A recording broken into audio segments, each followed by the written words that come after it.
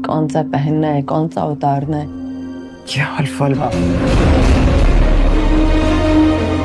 अगर तो तुम अल्लाह के करम है कि उसने मुझे जिंदान से निकाला और एक नई जिंदगी शुरू करने का मौका दिया, एक खूबसूरत इंसान के साथ जिसने मुझे दिल से कबूल किया और इज्जत दी। आपके बेटे की तरह नहीं, अपने लिए स्टैंड लेने के बजाय मुंह छुपा के भाग गया।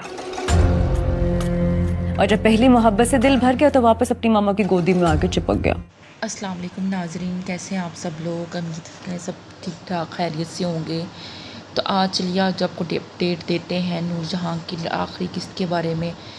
इससे पहले चैनल को सब्सक्राइब कर दें, वीडियो को लाइक कर दें और शेयर कर दें ताकि आपको आगे नए आने वाले ड्रामे की और किस्तों के बारे में अपडेट मिलती रहे।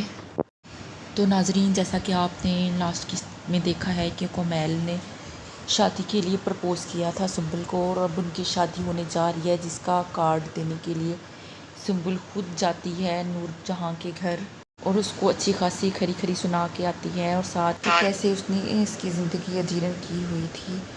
आगे माहा भी सफ़ीर को साथ अपने साथ ले जाएगी, उसको ज़िद करेगी साथ ले जाने, क्योंकि माहा ने सफ़ीर के साथ शर्त रखी है कि या तो वो इख्तियार शाह के साथ रहेगा या नूरजहां के साथ। इसलिए सफ़ीर ने नूरजहां और उसका घर छोड़ दिया है।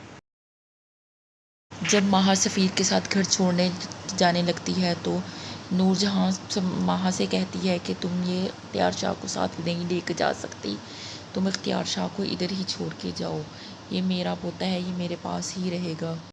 माहा ज़बरदस्ती सफ़ीर को और इख्तियार शाह को अपने साथ ले जाती है।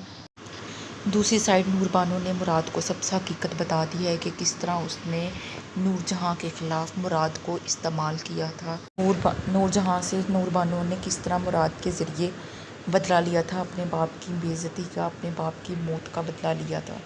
हुनैद भी अब नूरजहां को अच्छी खासी सुनाएगा क्योंकि उस घर में उसकी बेटी को वो इज़्ज़त और वो प्यार नहीं मिल रहा जो इख्तियार शाह को मिल रहा था। अब वो इस वजह से माँ के साथ झगड़ा करेगा। नूरजहां को अब उसके तीनों बेटे अकेले छोड़ जाएंगे और वो अब इस घर में अकेली रह जाएगी।